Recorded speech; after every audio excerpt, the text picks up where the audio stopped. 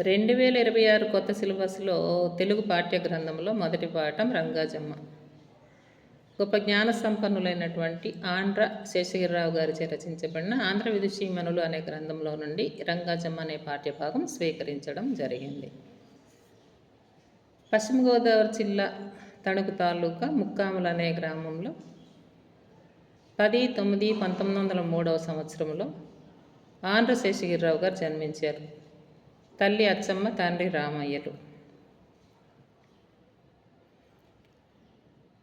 ఈయన ముక్కాముల రాజమహేంద్రవరంలో ఆయన ప్రాథమిక విద్య, ఉన్నత విద్యలు పూర్తి చేసుకున్నారు.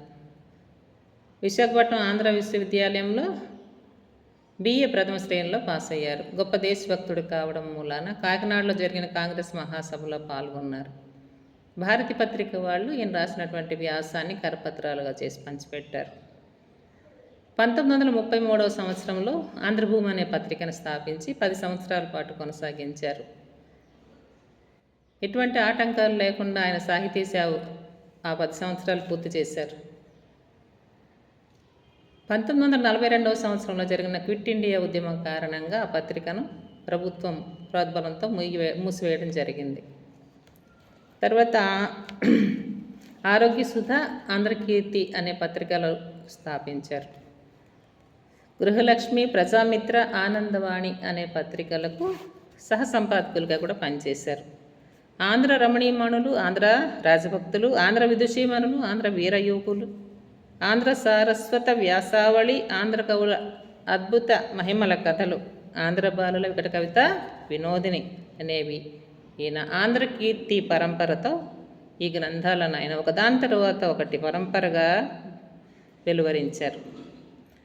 ప్రజల్లో ఆహార పుష్టి విజ్ఞానాన్ని పెంచడం కోసం ఆకుకూరలు, కాయకూరలు, దుంపకూరలు, ఫలజాతులు, ఆవు పాలు పేర్లతో రచనలు చేశారు.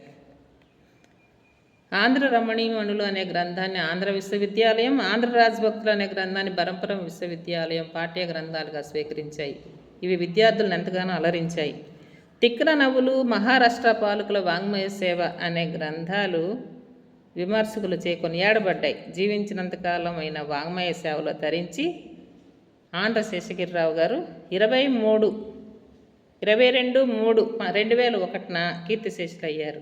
అంటే 1903లో జన్మించినటువంటి ఈయన 2001లో మరణించారట. ఇంచుమించుగా 98 సంవత్సరాల దగ్గర జీవించారు. పూర్తి ఆయుష్ ఆయనకి భగవంతుడు ఇచ్చాడు. అర్థమైందా? అందరికీ నమస్కారం.